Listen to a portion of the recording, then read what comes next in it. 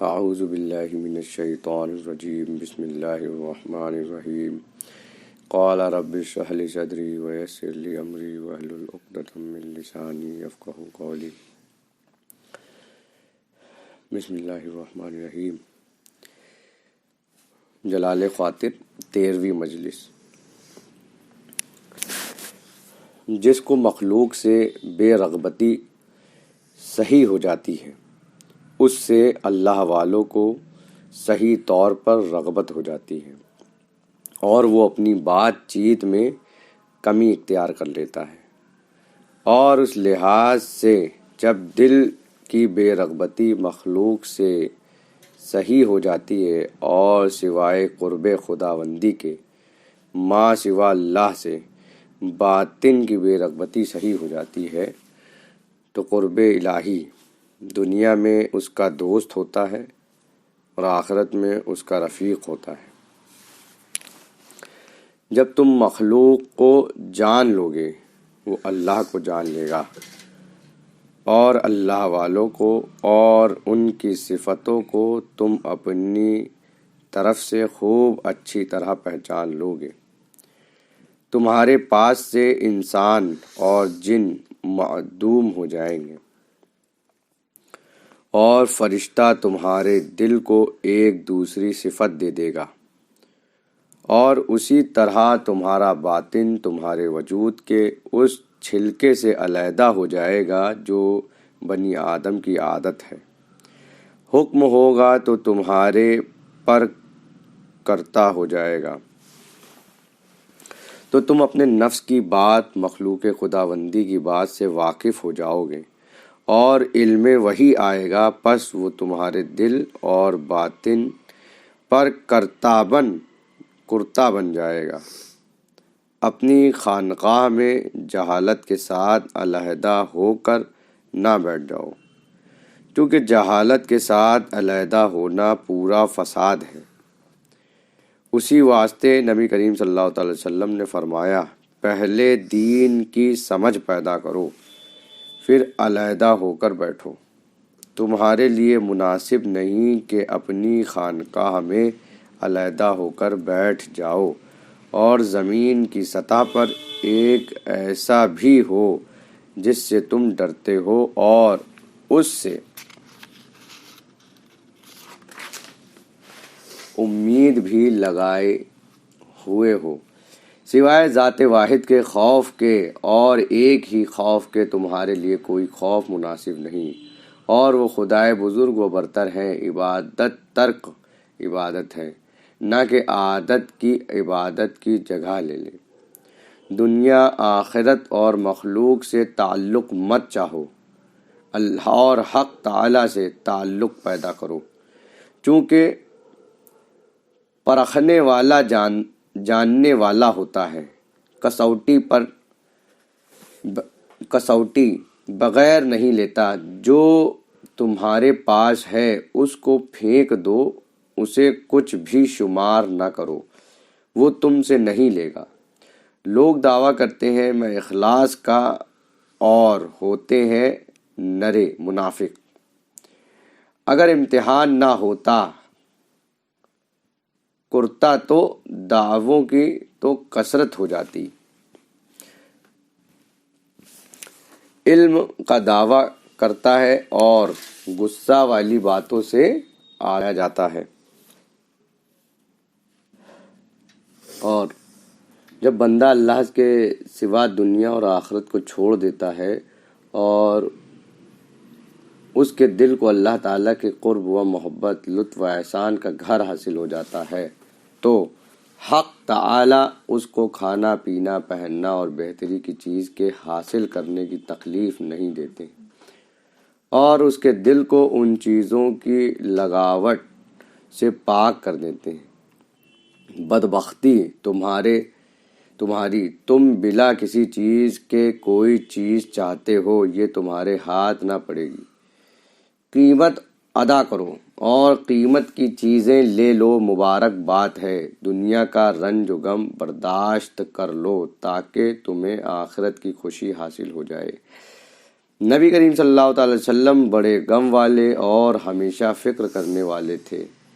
نبی کریم صلی اللہ تعالی وسلم بہت زیادہ عبادت کرنے والے تھے، حالانکہ آپ کے اگلے اور پچھلے گناہ بخشے گئے تھے۔ نبی کریم صلی اللہ تعالی وسلم اس کے فکر کرتے تھے اور کہ ان کے بعد امت سے کیا بنے گی۔ اور حسن بصری جب اپنے گھر سے نکلا کرتے تھے تو آپ کے دل سے ان کے چہرے غم وندوہ کے عمل سے غم کا اثر پھیلتا تھا۔ غم سب حالات میں مومن کی عادت ہے، یہاں تک کہ اپنے خدائے بزرگ و برتر سے ملاقات کرتا ہے۔ اللہ والے تو گونگوں کی طرح ہی رہتے ہیں یہاں تک کہ ان کو بات کرنے کی اجازت مل جائے، اور یہاں تک کہ انہیں اور نیکوں کو اکٹھا کر دیا جائے، پھر وہ مخلوق کے سامنے بات کریں، ان کی مراد کی طرف رہنمائی کریں، ان کے لیے سراپا نطق بن جائیں۔ پھر جب ان کے دل مخلوق کی طرف مائل ہوتے ہیں تو غیرت خداوندی کا ہاتھ ان کی طرف گرفت اور لگام کی شکل میں آتا ہے۔ ان کی طرف سے خداوندی کا دروازہ بند کر دیتا ہے یہاں تک کہ وہ معذرت کرے اور توبہ کرے۔ جب ان کی توبہ ثابت ہو جاتی ہے تو ان کے لیے دروازہ کھولتا ہے اور ان کے دلوں کے قرب حاصل ہوتا ہے۔ اے دل کے مرد، تمہارا میرے پاس بیٹھنے کا کیا مطلب یا فائدہ؟ اے دنیا اور بادشاہوں کے بندوں، اے امیروں کے غلاموں، اے گلا کی مہنگائی اور ارزانی کے بندوں، اگر گندم کی ایک دانہ کی قیمت 1 دنیا تک ہو جائے،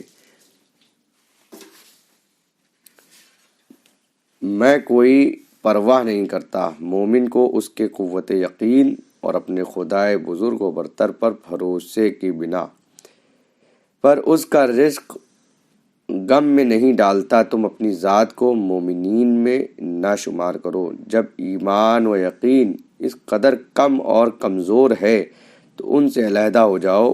پاک ہے وہ ذات جس نے مجھ کو تمہارے درمیان کھڑا کر دیا ہے۔ جب کبھی میرا بازو لمبا ہو جاتا ہے تو قدرت کا ہاتھ اسے کوتاہ کر دیتا ہے، اور جب کبھی علم کا بازو لمبا ہو جاتا ہے تو حکم شریعت کے قینچیاں اس کو کتر دیتی ہیں۔ تمہارے سامنے جو دلائل توحید اور صدیقین اولیاء کی باتوں کی طرف کان لگانے کی بات کرتا ہو اور جو تمہارے لیے نصیحت کرتا ہو، قبول کرو ان کی باتیں حق تعالیٰ کی وحی کے معنی حاصل جو اس سے کرتے ہیں، اور وہ ان کو عالم کلام کے ماورا مقام سے حکم کرتا ہے۔ تم تو نرمی ہوش ہو، کتابوں سے باتیں جمع کرتے ہو اور ان سے واز کرتے ہو۔ فرض کرو اگر تمہاری کتاب ضائع ہو جائے تو تم کیا کرو گے؟ یا خدا نخواستہ تمہاری کتابوں میں آگ لگ جائے، یا وہ چراغ جس سے تم دیکھتے ہو بجھ جائے اور تمہارا مٹکا ٹوٹ جائے، پھر اس پانی کا پتہ چل جائے جو اس میں تھا۔ تمہارا پیالہ، تمہارا مٹکا، تمہاری دیا سلائی اور تمہارے مددگار کہاں ہیں؟ جو سیکھتا اور سکھاتا اور مقرر مقدم عبادت میں اخلاص پیدا کرتا ہے، اس کے دل میں حق تعالیٰ کی طرف سے ایک نور پیدا ہو جاتا ہے جس سے وہ خود اور دوسرا روشن ہو جاتا ہے۔ ہٹو بچو ایک طرف ہو جاؤ، اے قلموں کے بیٹو، اے نفسوں و امداد کے ہاتھوں جمع شدہ صحیفوں کے بیٹو۔ خرابی تم خطوط اور تنقیص پر جھگڑے کرتے ہو اور خط کی تبدیلی کی بنا پر ہلاک کر دیتے ہو، اور تمہاری کوشش سے پہلا خط اور علم کس طرح بدل سکتا ہے؟ تابعدار بن جاؤ۔ کیا تم نے حق تعالیٰ کی بات نہیں سنی؟ جنہوں نے ہماری باتوں پر یقین کیا اور تابعدار ہو۔ اسلام کی حقیقت اور اللہ والوں کی تابعداری یہ ہے کہ اپنے پروردگار کے سامنے گر پڑیں اور کتنا کیسا کروں اور نہ کروں سب بھول گئے، طرح طرح کی عبادت اور فرما برداری کرتے رہے اور پھر بھی ڈرتے رہے، اور اسی واسطے حق تعالیٰ نے ان کی تعریف فرمائی۔ دیتے ہیں جو وہ دیتے ہیں اور ان کے دل ڈر رہے ہیں کہ وہ اپنے پروردگار کی طرف لوٹنے والے ہیں۔ میرے احکام بجا لاتے ہیں اور میری منع کی ہوئی باتوں سے روکتے ہیں اور میری مصیبتوں پر صبر کرتے ہیں اور میری دی ہوئی چیزوں پر شکر کرتے ہیں اور اپنی جانوں، اپنے مالوں، اپنے بچوں، اپنی اور عزتوں کو میرے ہاتھ کی لکھی تقدیر کے حوالے کر دیتے ہیں، اور ان کے دل میں میرے سے سہے ہوئے ڈرتے رہتے ہیں۔ اے اللہ کی بخشش اور پاکیزگی سے دھوکے میں پڑنے والوں، جلد ہی تمہاری پاکیزگی، قدرت سے تمہاری عمارت، فقیری سے تمہاری فراخی، تنگی سے بدل جائے گی جس میں تم لگے ہو، اس سے دھوکہ نہ کھاؤ، اور مجالس ذکر کی پابندی اور عمل کرنے اور علم حاصل کرنے اور ان کی باتیں سننے اور ان کی کسی باتوں پر کان دھرنے کے سلسلے میں بزرگوں سے حسن ظن کو ضروری سمجھو۔ اور جب مرید کی شیخ سے صحبت ہوگی تو یہ صحبت شیخ کے دل کی معرفت کے کھانے پینے سے نوالا اور کھانا دے گی۔ اے بے نصیبو، اپنے دلوں کو مخلوق سے خالی کر لو، کل قیامت کو تم عجیب و غریب چیزیں دیکھو گے۔ جنت والوں سے کہا جائے گا جنت میں داخل ہو جاؤ۔ اس دن جب حق تعالی اپنے خاص بندوں کے دلوں میں جھانک لیں گے اور ان کو دنیا، جنت اور اپنے ما سوا سے خالی پائیں گے، ان سے فرمائیں گے جنت میں داخل ہو جاؤ، یعنی میرے قرب کی جنت میں، جلد یا بدیر۔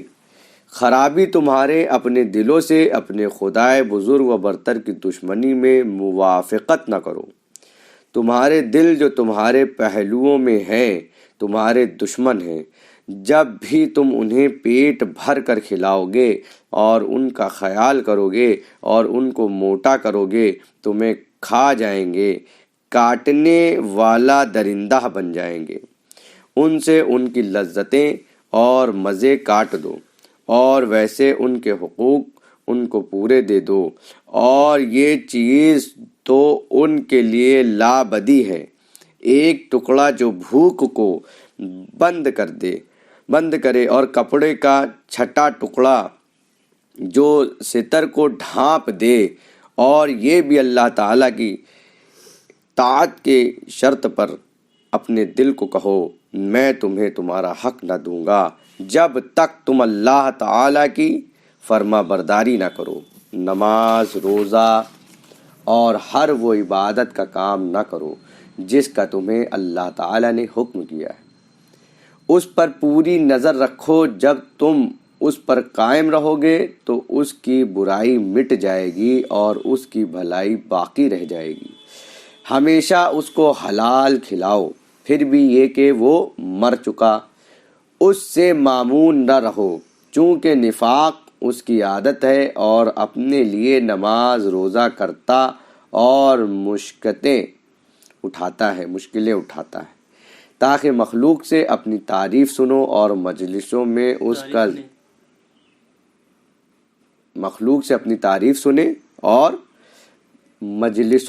کا ذکر ہو۔ جس نے بھلائی والا نہ دیکھا اس کی بھلائی نہ ہوئی۔ جب کسی مومن بندے کا دل ریا اور نفاق سے نجاست سے پاک ہو جاتا ہے تو اس کی 2 رکعتیں اور اس شخص کی 1000 رکعتوں سے اچھی ہوتی ہیں۔ جس کا دل ان دونوں سے پاک نہ ہوا، اے منافق، تیرا سارا نفاق تیرے دل سے ہے۔ اپنے دل کو مواد کو نکال دو اور تم اس کے پیدا کرنے والے کے ہو جاؤ گے اور اس کی برائی ختم ہو جائے گی۔ دل کو سکھانے اور سنوارنے کی ضرورت ہوتی ہے تاکہ تمہارا کجاوا اٹھا سکے اور اس کو ایسی چیز اٹھانے کی سخت ہو جائے جیسی اس سے ایسے اٹھا لیتے ہیں جیسے اونٹ جس کو تم نے خریدا ہو اور وہ چھوٹا ہو تو تمہیں اور تمہارے کجاوا کو اٹھانے کے کب قابل ہوتا ہے؟ کیا تم اس کو پالتے بڑھاتے اور ایک چیز سے دوسری چیز کی طرف نہیں چلاتے یہاں تک کہ اسے اطمینان ہو جاتا ہے اور تمہارا سامان اٹھاتا ہے اور تمہارے نیچے جنگلوں اور بیابانوں میں چلتا ہے؟ تم اپنے دل کے عاشق ہو، تمہیں اس کی مخالفت نہیں کر سکتے۔ وہ دن بدن تمہیں جہاں چاہتا ہے کھینچ لے جاتا ہے، یہاں تک کہ تمہارا گلا گھٹنے اور تمہاری موت کا وقت آ جاتا ہے، اور تم نے تو اپنی اطاعت کو گاگی میں رکھ چھوڑا ہے۔ تم کہتے ہو آج توبہ کرتا ہوں، کل توبہ کرتا ہوں، ان قریب اپنے پاک پروردگار کی اطاعت کے لیے فارغ ہو جاؤں گا، جلد ہی اپنے گناہوں سے شرمندگی کو پہنچ جاؤں گا۔ ذرا دیکھو میں ایسا کروں گا ویسا کروں گا، چنانچہ تم اسی طرح خود فریبی کی بے ہوشی میں پڑے رہتے ہو کہ اچانک تمہیں موت آن پڑتی ہے، پھر تمہیں اس سے چھوٹنے کی قدرت کہاں، اور تمہیں قرض، تمہارے گناہ اور تمہاری نافرمانیاں تمہارے ذمے باقی رہ جاتی ہیں۔ بدنصیبی تمہارے، تم روپے پر روپیہ جمع کیے جاتے ہو اور تمہارے اس جمع کرنے کی کوئی انتہا نہیں۔ یہ سب تمہارے لیے بچوں ثابت ہو گئے اور سانپ میں بچھو ثابت ہو گئے، اور سانپ ہیں جو تمہیں کاٹیں گے۔ روپیے پیسے کا ٹھکانہ دنیا ہے، دنیا مصروں مصیفتوں فتح میں اور آخرت ہولناکیاں ہے، اور بندہ ان کے درمیان ہوتا ہے یہاں تک کہ قرار پکڑے، پھر اس کی راہ یا جنت کی طرف یا دوزخ کی طرف، جس کی اصل اور تفصیل تمہیں معلوم نہیں، اسے نہ کھاؤ۔ حرام کا کھانا دل کی سیاہی ہے، جس شخص کو صبر نہ ہو وہ حلال کیسے کھائے؟ حلال تو محض وہ کھاتا ہے جو اپنے دل، خواہش نفسانی اور شیطان سے جنگ کرنے کے لیے ڈٹا ہوا ہو۔ جنگ کرنے والا صابر ہوتا ہے اور حلال کھاتا ہے۔ اے اللہ ہمیں حلال کی روزی دیجیے اور ہمارے اور حرام کے درمیان دوری کر دیجیے، اور ہمیں اپنی مہربانی، اپنی بھلائی، اپنی نزدیکی سے کچھ نصیب فرمائیے، اور اس سے ہمارے دلوں، ہمارے باطنوں اور ہمارے ہاتھ پاؤں کو روزی عطا فرمائیے، آمین یا رب العالمین۔ آخر دعوانا والحمد للہ رب العالمین۔